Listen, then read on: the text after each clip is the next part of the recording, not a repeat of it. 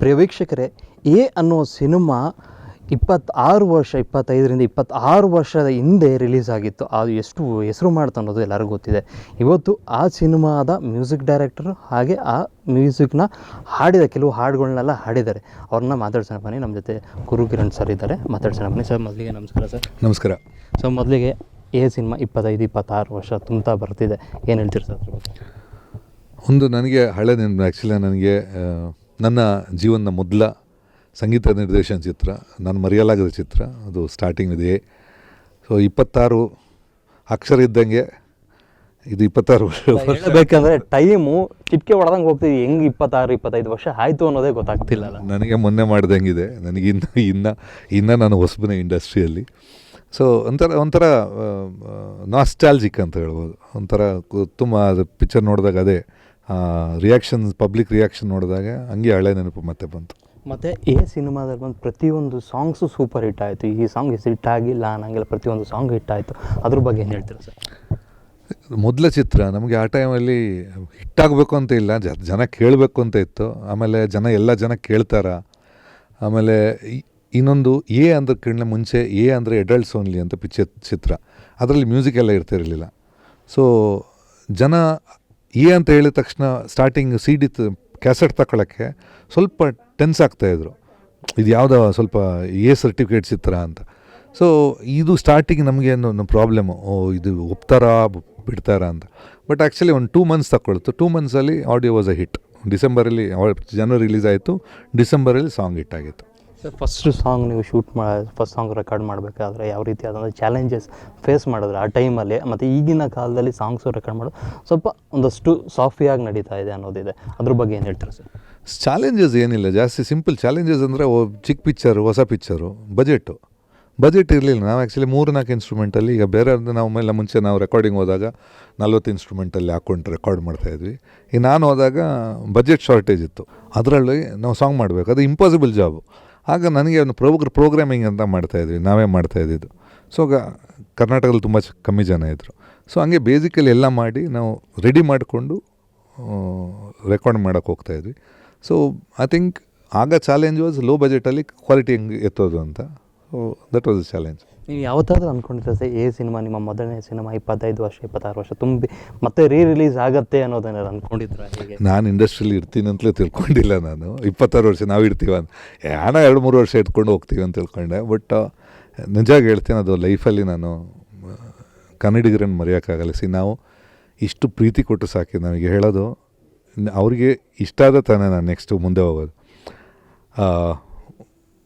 ಆಮೇಲೆ ಪ್ರೀತಿ ಇಲ್ದಿದ್ರೆ ಸಾಂಗ್ ಚೆನ್ನಾಗಿ ಕೇಳೋಕ್ಕೆ ಸಾಧ್ಯ ಇಲ್ಲ. ಸಿಂಪಲಾಗಿ ಹೇಳ್ತೀನಿ, ಸಿಂಪಲ್ಲು. ಬಟ್ ಅದು ಆ ಪ್ರೀತಿ ಇರೋದ್ರಿಂದ ನಾನು ಇನ್ನೂ 25 ವರ್ಷ ಆದಮೇಲೆ ಇನ್ನೂ ಸಾಂಗ್ಸ್ನ ಇಷ್ಟಪಡ್ತಾ ಇದ್ದಾರೆ. ಸೊ ಯಾವತ್ತೋ ಮಾಡಿದ್ದು ಇವತ್ತಿಗೆ ಇಷ್ಟಪಡ್ತಾ ಇದ್ರೆ ನಾನು ಸ್ವಲ್ಪ ದಿನ ಇನ್ನು ಮುಂದೆ ಸ್ವಲ್ಪ ಜಾಸ್ತಿ ಬದುಕ್ತೀನಿ ಅಂತ.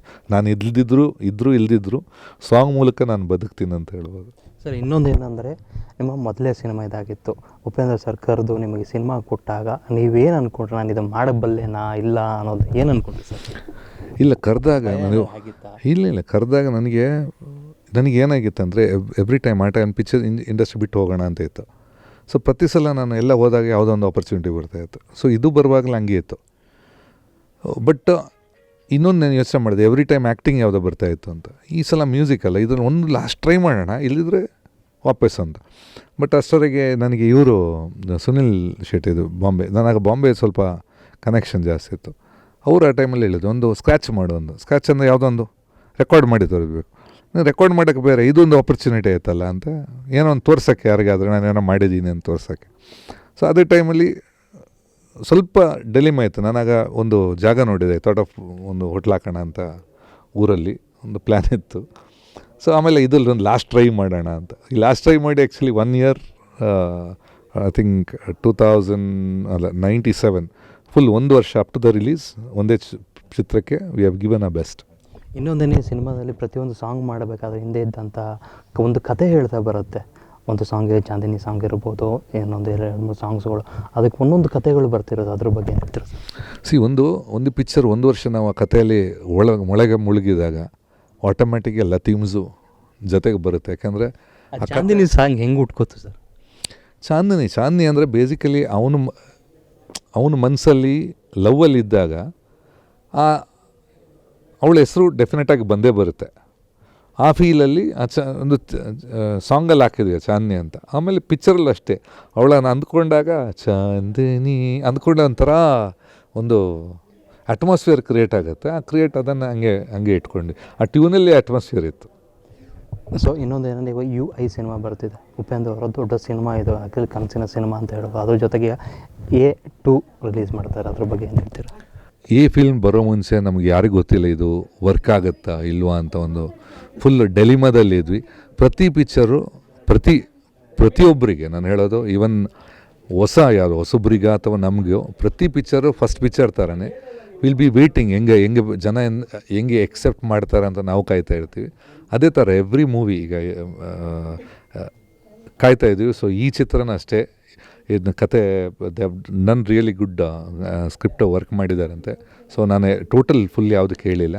So I think even definite ಪ್ರತಿ ಪಿಕ್ಚರ್ ಥರ ಇದು ಎಕ್ಸ್ಪೆಕ್ಟ್ ಮಾಡ್ತಾ ಇರ್ತೀವಿ. ಸೊ ನೋಡಿದ್ರಲ್ಲ ವೀಕ್ಷಕರೇ, ಗುರುಕಿರಣ್ ಅವರ ಮಾತುಗಳು ಇದಾಗಿತ್ತು. ಕ್ಯಾಮರಾಮನ್ ಕಿರಣ್ ಜೊತೆ ಸಂತೋಷ್, ಅಶ್ವವೇಗ ನ್ಯೂಸ್.